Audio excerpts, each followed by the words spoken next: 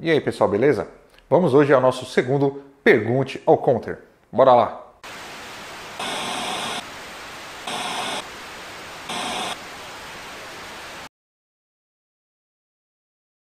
Como fizemos no primeiro vídeo, eu vou ler algumas perguntas que vocês mandam aqui embaixo nos comentários dos vídeos. Bora lá para a primeira pergunta. A pergunta é do Vinícius Lopes. E ele diz: Counter, no meu caso, vou fazer uma viagem mês que vem para os Estados Unidos, devo ficar 2 semanas e queria comprar um drone lá. Como faço no caso da homologação? Em menos de 10 dias consigo a homologação? É possível trazer de lá? Então, Vinícius, o prazo de homologação da Anatel é de até 90 dias, ou seja, já não cumpre esse período aí de 2 semanas que você tem. Se você comprar um drone lá fora, você não vai conseguir o selo da Anatel e nem um certificado de pré-homologação. Não vai dar tempo. Vale a pena talvez você não correr o risco e acabar comprando um drone aqui no Brasil. O preço vai ser superior aqui no Brasil? Vai. Mas também se você comprar lá fora e você declarar esse drone, você vai pagar taxas de importação. Se você não quiser declarar e correr o risco de trazer o drone aí escondido na mala e for pego, você vai pagar multa, então a coisa vai complicar. E dependendo vai acabar saindo elas por elas. Então no seu caso, acho que não vai valer muito a pena não. Compra aqui mesmo no Brasil. Se tiver alguma dúvida de onde comprar, manda uma mensagem aqui pra gente que a gente vai te indicar alguns lugares que você pode consultar um preço aí e conseguir uma coisa mais legal. Agora a pergunta do Daniel Oliveira. Fala Counter, show o vídeo, ganhou mais um inscrito. Sempre quis ter um drone, porém será apenas para hobby. E gostaria de saber qual você recomenda, P3, o Phantom 3 Standard ou o Mi Drone. A diferença é muito grande do Standard para as outras séries do P3? Eu vou começar pela segunda pergunta, que é a diferença entre o Standard e o Advanced e o Professional. Para começar, no Standard a gente tem uma antena só, ou seja, a força de emissão do sinal do rádio é mais fraca. Uma diferença entre o Standard e o Professional, por exemplo, é que o Professional tem o Vision Position System, que são aqueles sensores inferiores para a localização do drone em ambientes fechados, em voos indoor. E também o Phantom 3 Professional, ele filma em 4K, o Standard não filma. A estabilidade do Advanced e do Professional é um pouco diferente do Standard, eles são bem mais estáveis. Eu aconselho geralmente aí o pessoal pegar do P3 Advanced ao Professional, ou se não, P4 e aí vai, né? Em relação ao Mi Drone, se comparado à linha Phantom 3, o Mi Drone ele é muito bom. Ele também é feito por uma empresa chinesa, só que tem um pequeno detalhe. Em algumas coisas ele é bem superior ao Phantom 3, em outras é inferior. O que é inferior, por exemplo? As peças dele são de menor qualidade, o controle é muito frágil. Se você pega um controle da DJI, você vê a robustez dele, a pegada dele é bem legal também. Já a questão que seria a Pro, o Mi Drone, seria a de localização. Quando você dá um Return to Home, por exemplo, ele não tem aquela distância de 2 metros que nem a DJI, que nem o Phantom 3. Ele pousa a poucos centímetros de distância do home point. Então, aí é um benefício. A câmera é praticamente equivalente, mas um ponto que vai pegar bem pesado aí na sua escolha é que é o seguinte: se você tentar procurar tutoriais, por exemplo, planos de voo do Mi Drone, você praticamente não vai achar. Às vezes já é difícil achar dos Phantom, da DJI, então da Xiaomi, que é a fabricante do Mi Drone, vai ser um pouco mais difícil. Documentação, manual, é um pouco mais complicado. Peças de reposição, então,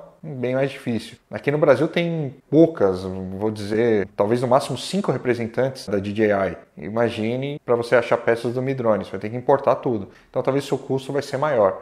Eu acredito que vale bem mais a pena você investir num Phantom do que no Mi Drone. O Sam Prudente me pergunta o seguinte: Counter, boa tarde. Qual app você usa para enviar vídeos para o YouTube? Eu faço as gravações com drone, mas quando envio para o YouTube, os vídeos perdem a qualidade. Geralmente eu gravo meus vídeos do drone em 4K ou 2.7 e faço a pós-produção, a edição no caso, no Sony Vegas Pro 14. Quando eu faço a renderização depois da edição, eu faço em 4K também, ou se não em 2.7, em alguns casos até em 1080, mas geralmente eu procuro fazer em 4K, então eu não perco a qualidade. Às vezes, dependendo do editor que você usa para compilar seus vídeos, para subir seus vídeos, eles não têm renderização em 4K, então a qualidade vai ser inferior na hora que você subir. Então procura um editor aí em 4K ou que aceite 2.7 para você não perder qualidade nos seus vídeos. O Minha Playlist pergunta o seguinte: galera, tem como fazer seguro para drone?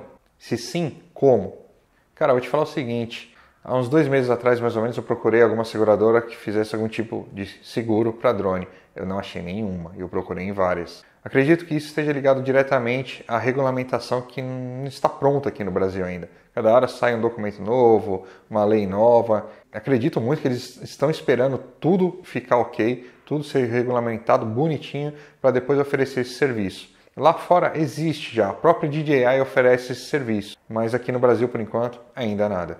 O Anderson Andy pergunta, tem algum modo de desabilitar esse CSC? Anderson, esse comando CSC, que é aquele de colocar as alavancas na diagonal para baixo, para dentro ou para fora, faz com que o drone desligue os motores automaticamente, é um comando de segurança criado pela DJI, para que evite alguns acidentes, que o drone bata em algum prédio, alguma coisa assim. Então não pode ser desabilitado de jeito nenhum, não tem como desabilitar. Eu sei que em algumas manobras você pode correr o risco de fazer esse comando, mas procure com a prática, com o treinamento, evitar levar as alavancas até o fim. Faça um movimento mais suave, você não use o modo de voo inteligente. Você vai perceber que tem várias maneiras de fazer algumas tomadas sem correr o risco de acionar o CSC. O André Menegatti me pergunta se toda vez que ele trocar de bateria, ele precisa recalibrar o compass e selecionar o home point. André, se você estiver pilotando o drone dessa posição aqui, nesse home point, sobe com o drone, está lá filmando, de repente acusou bateria fraca. Você desce o drone, simplesmente desliga, coloca a bateria nova e levanta voo. Não precisa calibrar de novo a bússola, o compass, ou se não marcar o home point de novo, porque a sua posição vai ser a mesma. Se você distanciar de 500 metros a 1 km, eu já recomendo fazer a calibração de novo e também marcar o novo home point, já que seu ponto de referência é outro. Porque pensa no seguinte, você teve que acionar o Return to Home. Ele pode pousar numa distância mais ou menos de 1 km de distância de você, 500 metros de distância, o que pode não ser muito legal. Se tiver um lago, um matagal, casas, pode ser perigoso. Vale a pena sempre marcar o home point e nessa distância também acima de 500 metros fazer a recalibração. A última pergunta aqui é do Marcos Ferreira. A pergunta é a seguinte. Boa noite. Vou filmar um show em uma área aberta com um palco super grande, com um som potente e vários jogos de luzes. Será que posso me aproximar do palco com os sensores ligados e não ter interferência devido aos jogos de luz e o som potente? Ou desligo todos os sensores? Parabéns pelas dicas e desde já grato pela resposta. Detalhe, meu drone é um P4, um Phantom 4. Cara, a pergunta é técnica e a resposta é grande. O negócio é o seguinte, você vai voar num lugar que tem show de luzes, como você mesmo falou, é um palco. Lembra que o Vision Position System ele é formado por sensores do tipo sonar e câmera. E eu sempre falo para, se for voar sobre a água, numa distância inferior a 10 metros, tem que desligar o VPS, porque se algum brilho bater nessa câmera, nesse sensor, o drone pode se perder. Então, com o jogo de luz vai ser praticamente a mesma coisa. Então eu recomendo que você desligue os sensores inferiores do drone. Caso queira desligar os outros, fica a seu critério, mas não teria tanta necessidade assim. Em relação às caixas de som, dependendo da proximidade que você for voar, elas também emitem uma certa turbulência no seu voo. Então tem aquela vibração do som. Pensa no subwoofer, por exemplo. Se você colocar a mão perto ou uma folha de papel, você vai sentir aquela folha tremendo ou um vento na sua mão. Há uma vibração e o drone pode sofrer com isso também. Pode ter uma turbulência e o drone pode cair. Então tem que tomar cuidado. Perto de palco também, no palco em si, né? Tem vários transmissores de sinal, principalmente microfones, câmeras para a transmissão em telões. A quantidade ali de interferência eletromagnética é bem grande, além da estrutura de metal do palco. Então o risco é grande. Não aconselho voar muito perto do palco. Mais uma questão, você vai voar aonde? Acima das pessoas, tem que tomar cuidado. Tem que ser uma área um pouco mais reservada, num campo vazio, sem pessoas por baixo. A não ser que você tenha autorização do organizador do evento e também das pessoas que estão abaixo de onde você vai voar. Então essas pessoas têm que estar cientes e, por regra, elas teriam que assinar uma declaração de risco que você vai voar ali sobre elas.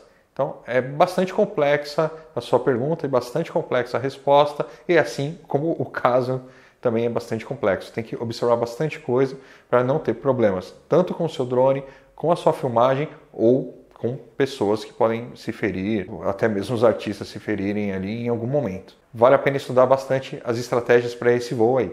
E é isso aí, pessoal. Caso tenham mais algumas outras perguntas, fiquem à vontade para mandar aqui nos comentários. Curtam o vídeo também, caso tenham gostado. Compartilhem, porque quanto mais a gente compartilhar a informação, melhor vai ser para todo mundo. E é isso aí. Falou, um abraço, até mais.